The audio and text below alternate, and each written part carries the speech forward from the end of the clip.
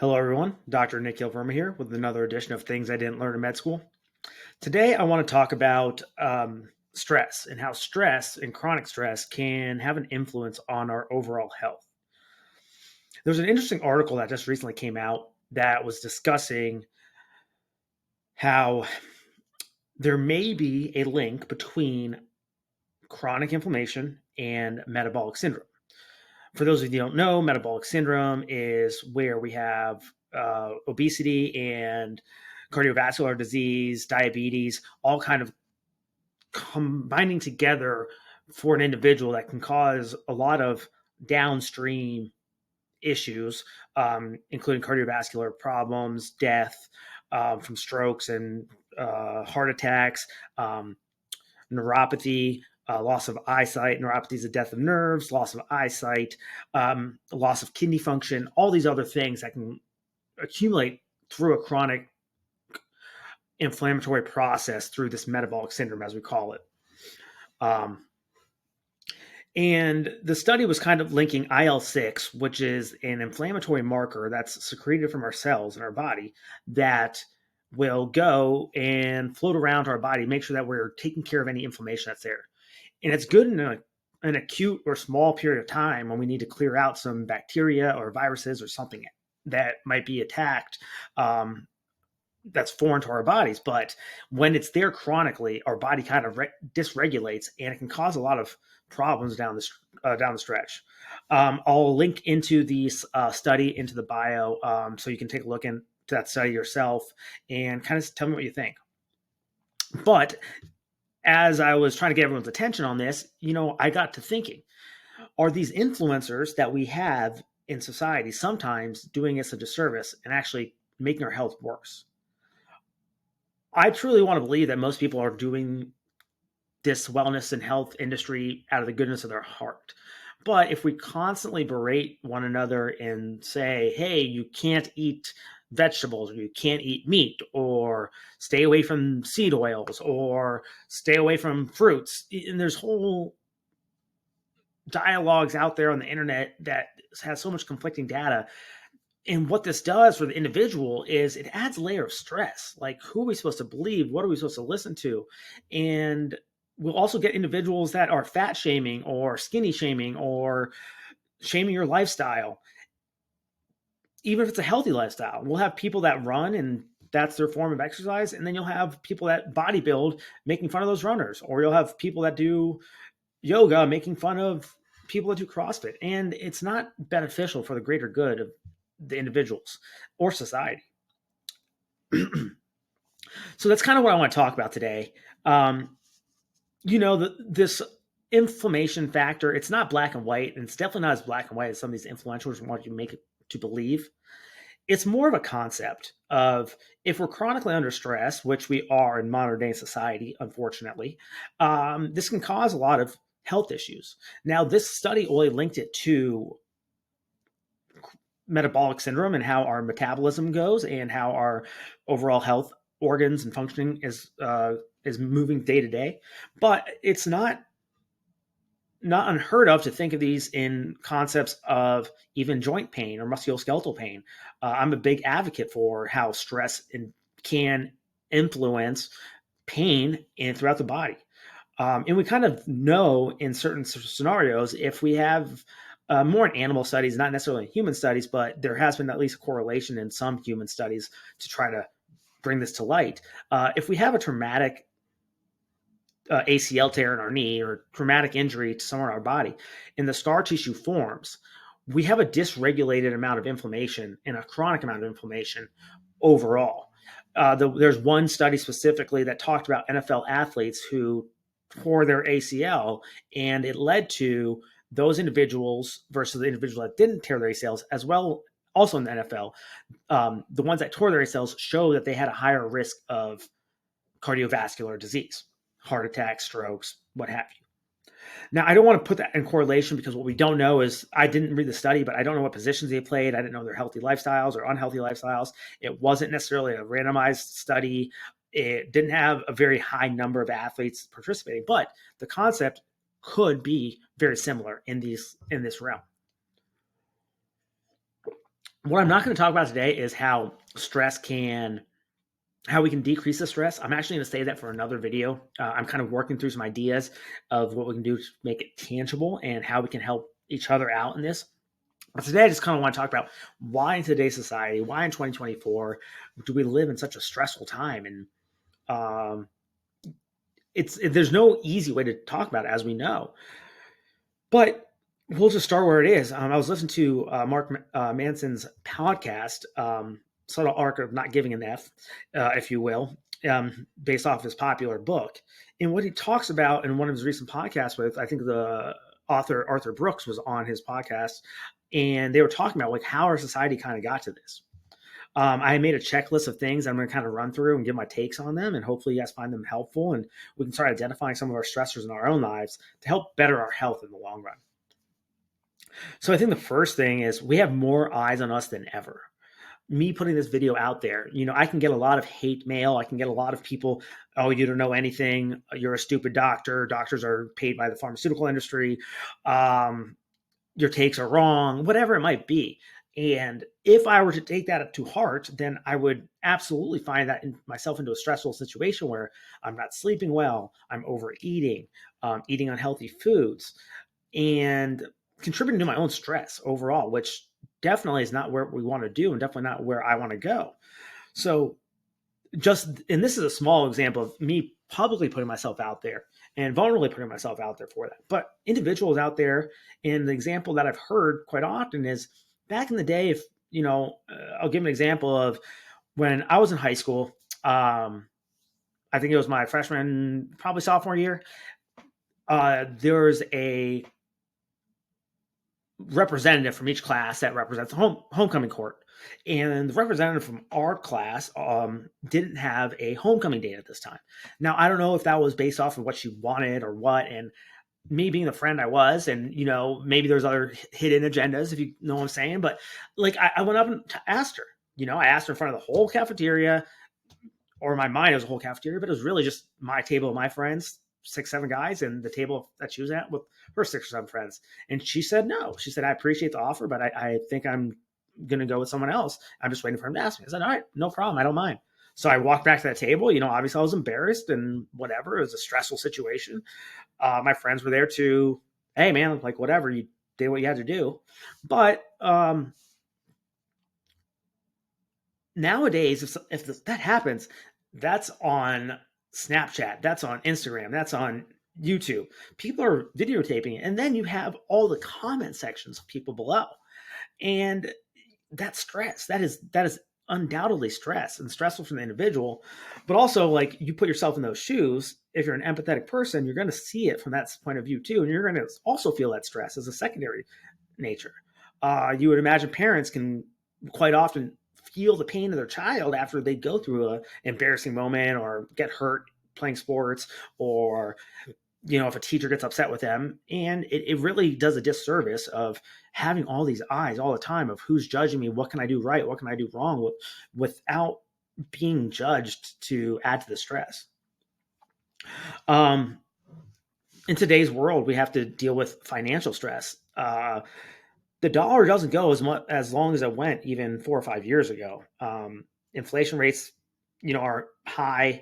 We have the value of the dollar has been bouncing up and down. Stock markets finally have been coming back, but that is it up, down for the long term is going to be what happens in the next few months. And, it's very difficult for individual to buy a house based off of the current interest rates and the housing market.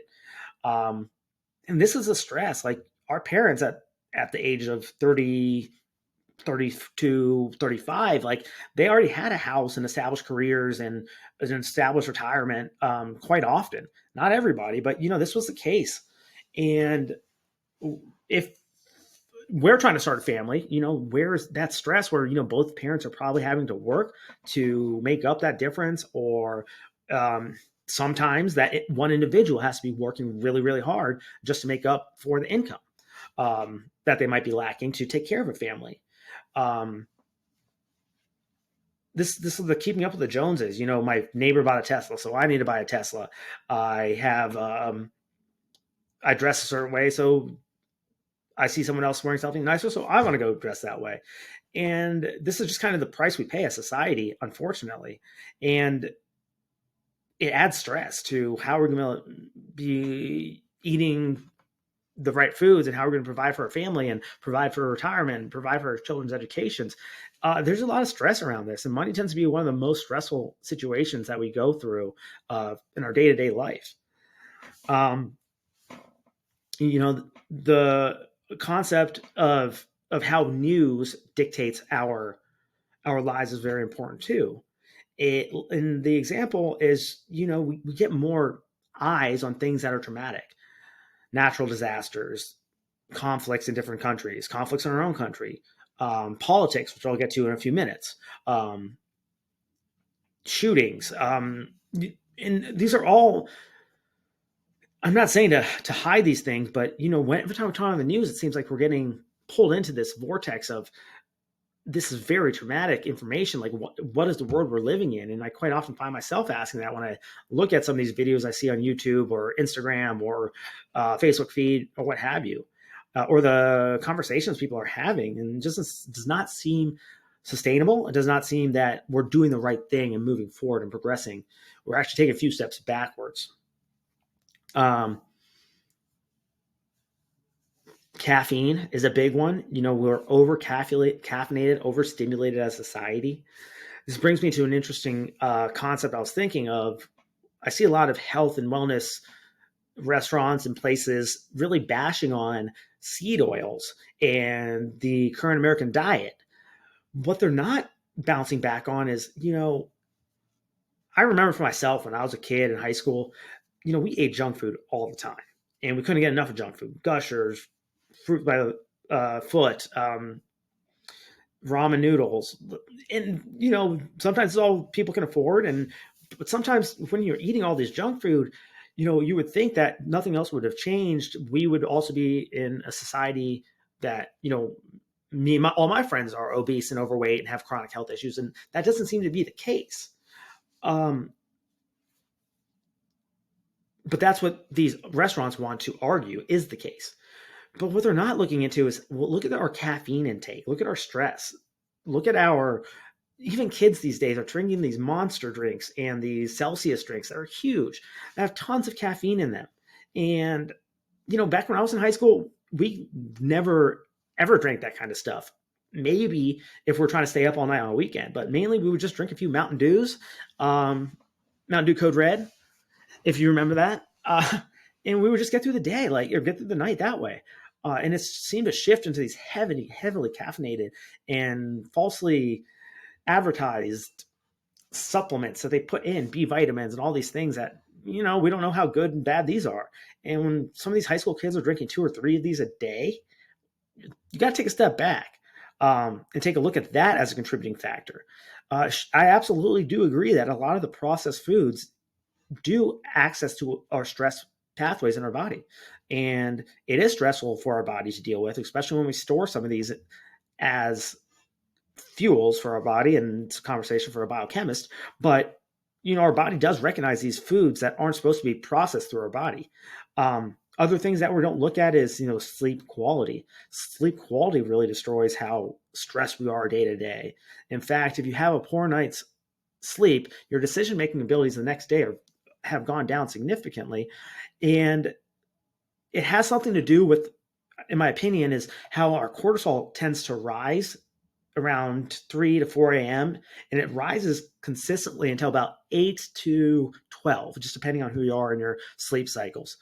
As that goes up, adenosine, which is a sleep molecule, starts to build up in our body.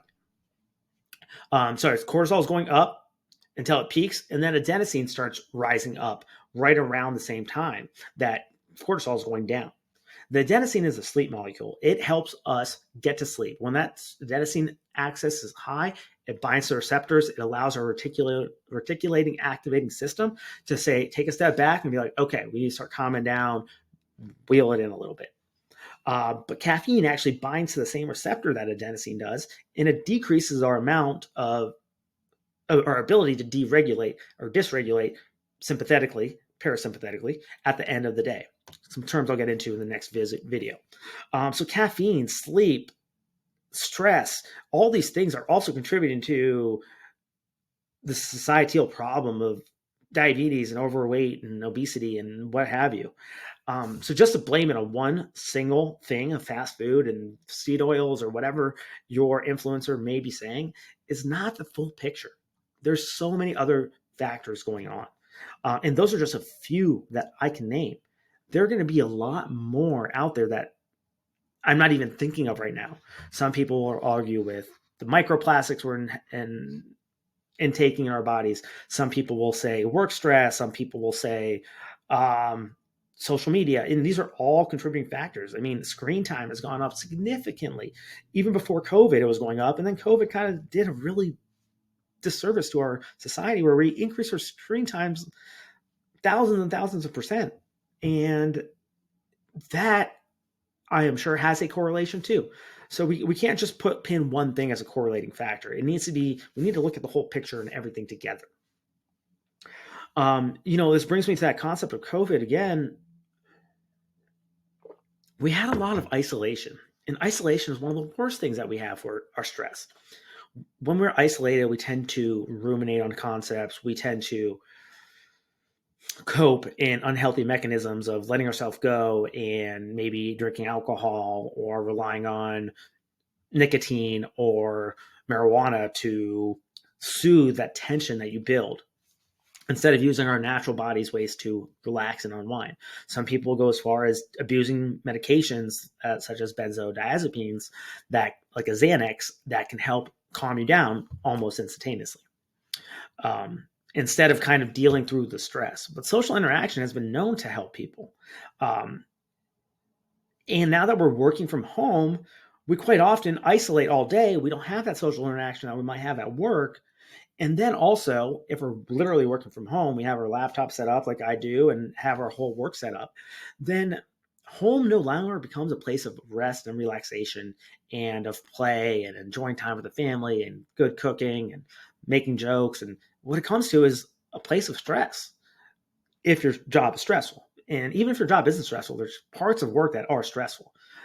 We get stuck in these positions where we shorten our breathing patterns. We get kind of cramped up and we don't have the access to the movements that we would have if we were working and standing up every few hours and conversing and going to meetings. So this is also a big contributing factor of, how stress can increase our inflammatory markers in the body that may lead to different health issues. Going back a little bit to the news topic of how videos can, and usually the news shows the shortest clips of something demonizing something, and you only show that short clip. You don't see the whole thing, and that is a misdirection play that they want you to get their eyeballs stuck on. And this is kind of where our politics have fallen to. I don't really care where your politics fall. I think most people are probably actually really, really decent people. But we kind of went from a peaceful environment to a very self-righteous environment. And what I mean is, around the time of Barack Obama, and I'm not saying it was because of him, and I'm not saying because of anything else, but I'm just using that as a time marker. It seemed like that we were kind of getting a cohesiveness of, how can we work together? How can we make the world a better place? How can we make ourselves a better place? Politics aside. And then, unfortunately, around the time of COVID and things kind of were taking a shift where we were really, really attacking one another even more hardcore than we were in the past. So, for example, politics gives us this false sense of security, of community and oneness. And we were substituting that for actual one-on-one time with our family and friends and community. And we're using this online platform as our exact platform to be righteous in our moral cause, whatever your moral cause may be, whether that be climate change, whether that be immigration, whether that be, the controversy around COVID and other sciences, whether that be less financial issues. There's all these concepts of, and to make things right, like you go and make a moral stance on social media, or these especially influencers will go and make a moral stance on social media. And then if someone agrees, like, yeah, I agree with that. And you get this false sense of, oh, I'm with them and we have a group and we're good, but they're evil. And in reality, there are very, very few people that I've actually met in my life and had a conversation with, even if I disagree with them, that I've actually disliked. There are people that I say I dislike, and it's probably more tongue in cheek. And I'm probably guilty of this, of saying things like that to get more attention for myself and back my following, when I really should take a step back and say, what do I really believe? Am I being told something that I should believe or shouldn't believe? And even if I disagree, is there value that I'm getting out of this context of either shoring up my own ideas or, okay, agree to disagree? And it's just using a radical open-mindedness. And unfortunately, I feel like politics is making that more and more polarized on opposite ends of the spectrum. And we're getting pulled one way or the other, especially with social media and X, Twitter, which is now X, and Instagram and TikTok, and all these things really are starting to pull us even harder. And this can really lead to stressful situations for us. Demonizing the other side really gets more views, because you'll get views on for someone that agrees with you, but you also get views on people that are like, no, you're wrong because of this. This is a contributing factor to stress, undoubtedly. And we tend to cope with mechanisms that aren't healthy, of even more isolation or even more doom scrolling through the TikToks or Twitter or X. And it's not great. In a society in the past, we had a lot of religions, which religions too can be bad, because they can have extremists, as we know, and we've seen in our historical past of how extremists really disrupt society. But the concept of religion, of having community that you can count on, and you're getting a true righteous, great message, the spirituality side of it, the thinking, philosophical side of it, it's it's still there, but now we've even had to have some of those really pull away and be polarizing in their thoughts. I've never been to a real church mass outside of weddings. I've never been to prayers or anything that I've fully understood without translation. But this is the concept of losing viewership, or whoever's with you, to our polarizing media and social media. It's so easy to dunk on the other side. It's just, let's dunk on them, let's trash on them, let's get a group behind us, and let's go. And then this can lead to a false sense of delusional truth, that I believe in this because I've read all these people also believe in it.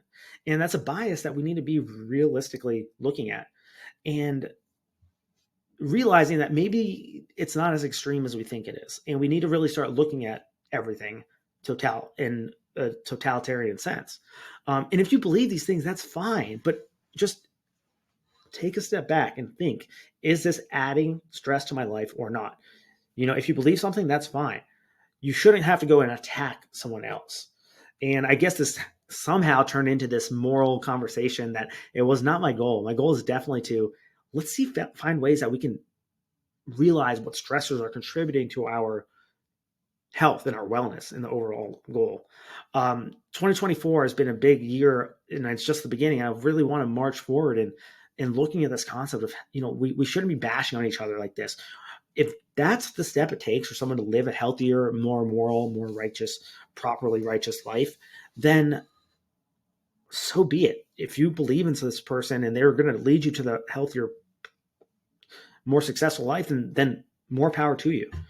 I want to take this hate that we have for each other, or hate we have for concepts, and just kind of turn it 180 and see where can we agree, and where can we use this agreement to increase society.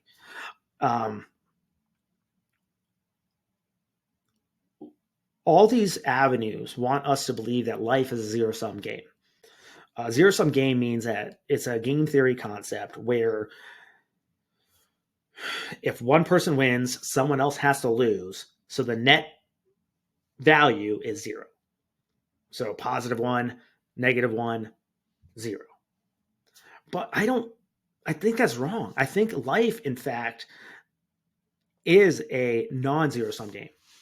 There should be gains. The better we all start working together, we can start taking things up and to the right and improving ourselves, improving our health, improving the healthcare, improving our own health, decreasing medical costs. And for me, it seems like a no-brainer. So I'm working dedicatedly hard on this year, and I hope you'll join me. I hope you'll join me for a better you, better 2024, better life. And let's just see what happens.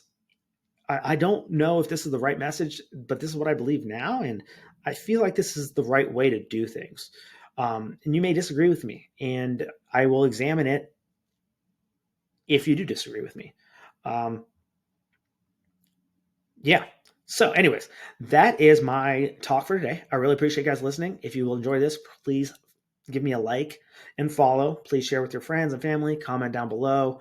And let's work on a healthier us for the future. Thanks.